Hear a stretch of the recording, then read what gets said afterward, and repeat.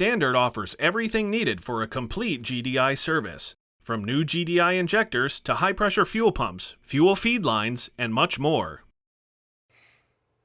Gasoline direct injection has become the new standard for today's vehicles.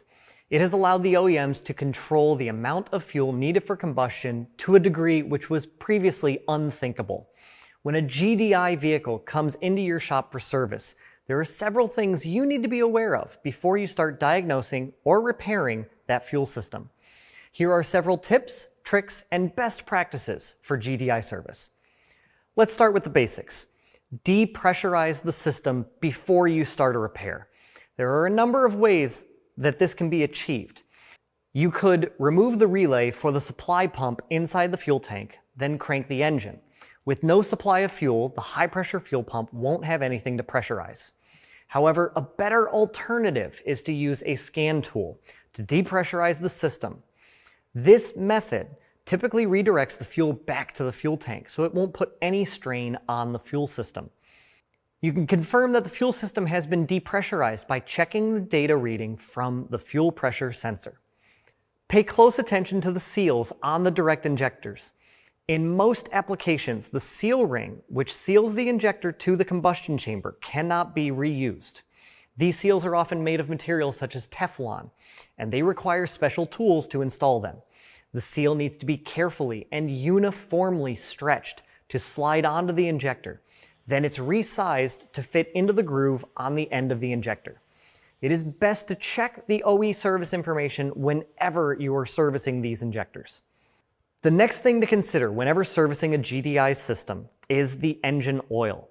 Now, what does the engine oil have to do with the fuel system? Regular oil changes are especially important on GDI engines. As the engine oil ages, the additives inside it will begin to break down.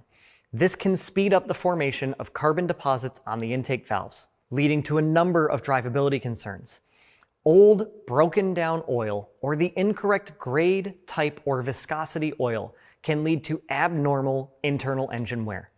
This includes the special lobe on the camshaft which drives the high-pressure fuel pump. If this lobe wears down, it may not fully actuate the high-pressure fuel pump, resulting in a lower peak fuel pressure. The high-pressure fuel line is another component which may not be reusable during service.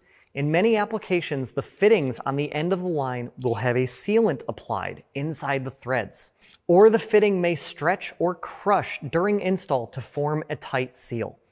You may also see a yellow tag or sticker on the fuel line which says high pressure fuel line do not reuse, or something similar.